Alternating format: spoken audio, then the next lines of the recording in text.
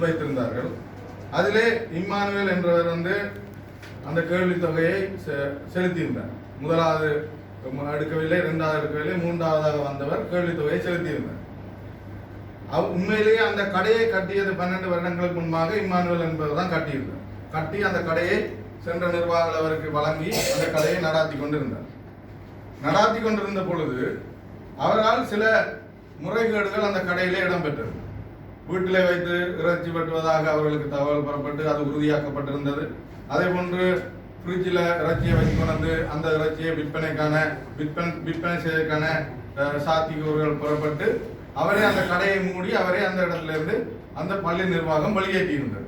ஏற்கனவே அந்த பள்ளி நிர்வாகத்துக்கும் அவருக்கும் இடையிலான முரண்பாடுகள் இடம்பெற்றுக் கொண்டிருந்தது. அதன் அடிப்படையில் மீண்டும் அதே நபர் அந்த கேள்வி தொகையை பெற்று அவரே அந்த கடையை பெற முயற்சித்ததனால் அந்த பள்ளி நிர்வாகம் மீண்டும் அவர்கள் கூடி பள்ளி நிர்வாகம் ஒரு முடிவை எடுத்தது.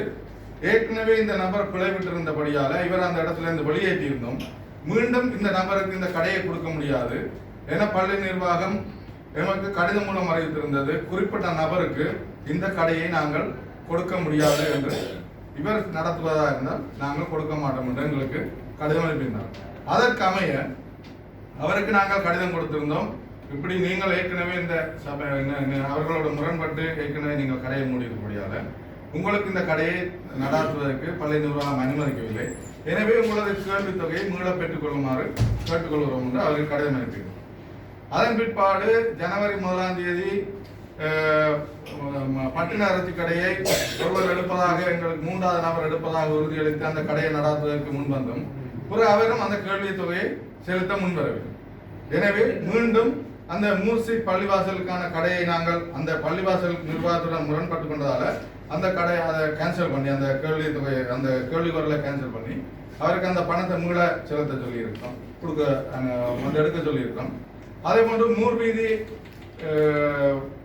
மூர்வீதி என்ற இடத்துல நகரசபை ஒரு கடையை அமைத்து மீண்டும் கேள்வி கோரலுக்கு விடுவதற்கான தீர்மானம் நாங்கள் எதிர்காலத்தில் எடுக்கிறதுக்கு இருக்கிறோம். அதற்கான இடத்தை பார்த்து கொண்டிருக்கிறோம். அந்த இடம் எங்களுக்கு விவசாய திணைக்களத்துக்கு சொந்தமான குளத்துக்கு அருகாமையில் ஒரு இடம் இருக்கிறது.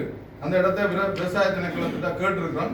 அந்த இடம் விவசாய திணைக்களம் எங்களுக்கு ஒதுக்கி தரும் பட்சத்தில் அந்த இடத்துலையோ அல்லது பொருத்தமான ஒரு இடத்துலையோ மூசீட்டில் ஒரு இறைச்சி கடையை நாங்கள் அமைச்சு மீண்டும் கேள்வி கோரலுக்கு விடுவதற்கு நாங்கள் இப்போ தீர்மானிக்கிறோம். இடத்துக்கான அனுமதியை நாங்கள் இப்போ கேட்டிருக்கோம். அந்த அனுமதி வரும் பட்சத்தில் நிச்சயமாக மூர்வீதியில் ஒரு கடை அமையப்படும். எனவே மீண்டும் இந்த பட்டண அரிசி கடை பெரியவர் என்னுடைய மக்களால் என்னுடைய கிராமத்து வட்டாரத்தினுடைய ஒரு பொதுப்பினால அவர்கள் கடத்தை எழுதியிருக்கிறார். சில விடயங்களை நான் நினைக்கிறேன். இந்த மூர்வீதி இறைச்சி கடை சம்பந்தமாக ஆரம்பத்திலே தயவு செய்து பதிவு செய்யுங்கள்.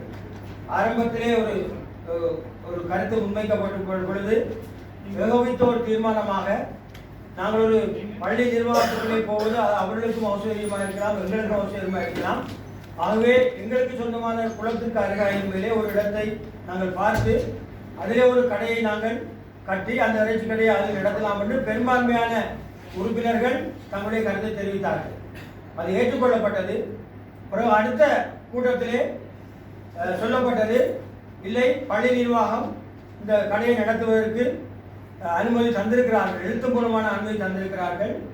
ஆகவே இதை நாங்கள் பள்ளிக்குள்ளே நடத்தலாம் என்று சொல்லி, ஆனால் அதிலே நாங்கள் கிட்டத்தட்ட எத்தனை தெரியாது, நாங்கள் அதுக்கு எங்களுடைய சம்மதத்தை நாங்கள் தெரிவிக்கவில்லை என்று சொன்னால் இது ஒரு மத சம்பந்தமான ஒரு இரண்டபடியாக நாங்கள் அதில் போய் செய்கிறது சரியில்லை.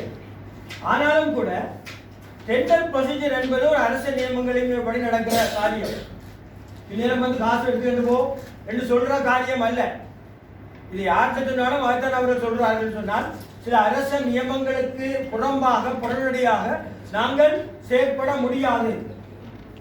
இது மிகவும் அப்பட்டமான ஒரு அரச அதிகாரத்தை துஷ்பிரயோகம் செய்த ஒரு காரியம். நான் கருத்து கூடாதீங்க செய்த காரியம்.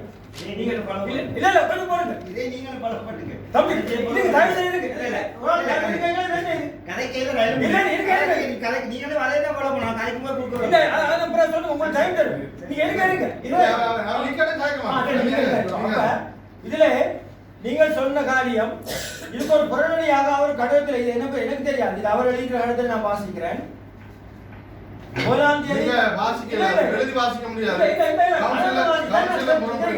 அவர் கருத்தை தெரிவிக்கிறார்.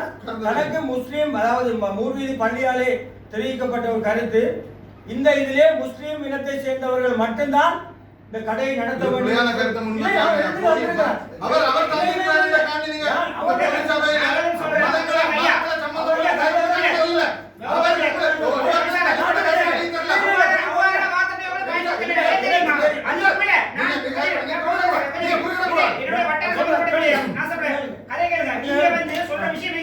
அது வந்து பிள்ளை. நானும் சொல்றேன் அவர் வந்து கொஞ்சம் நான் வாங்க அடிமட்ட மாட்ட கொண்டு அறுக்கறாரு நான் சொல்றேன். விக்கிறாரு சொல்லி சொல்றேன். அந்த மாட்ட கொண்டு வந்து ஃபிக்ஸ் பண்ணி விக்கிறாரு சொல்றேன். ரேட் பண்ணிக்கலாம். அப்படியே பண்ணிக்கலாம். பிளாக் லிஸ்ட் கதை வந்து ரெண்டாவது கட்டத்துக்கு போ. பிளாக் லிஸ்ட் கதை ரெண்டாவது கட்டத்துக்கு போ.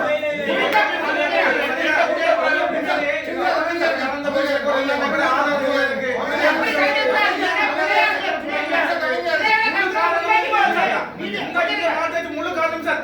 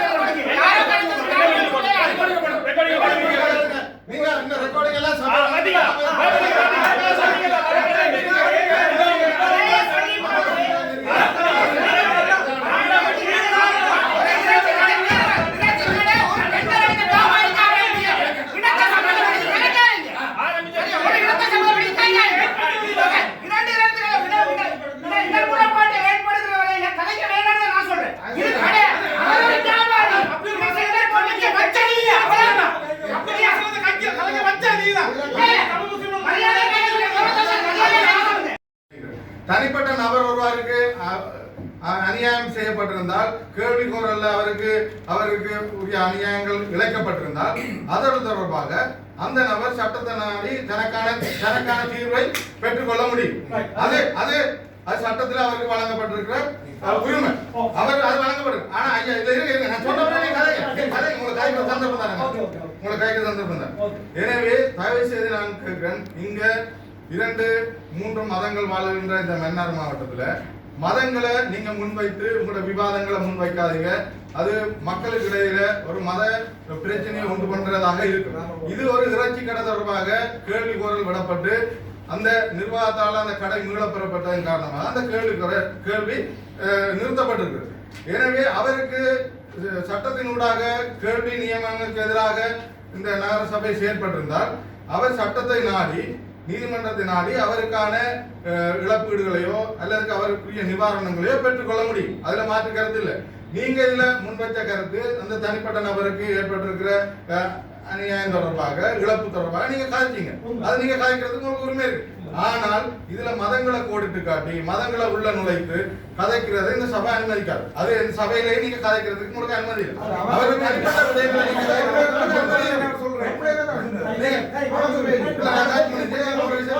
கௌரவ தலைவர் அவர்களே, தயவு செய்து நீங்கள் ஒன்றை தயவாக விளங்கிக் கொள்ளுங்கள். நான் குறிப்பிட்ட கையில் எனக்கு தெரியும். நான் சொல்லிப்போல் இந்த கருத்தை சொல்லிப்போல் நான் சொன்னது எனக்கு தெரியாது. சொன்னேன் இல்லையா?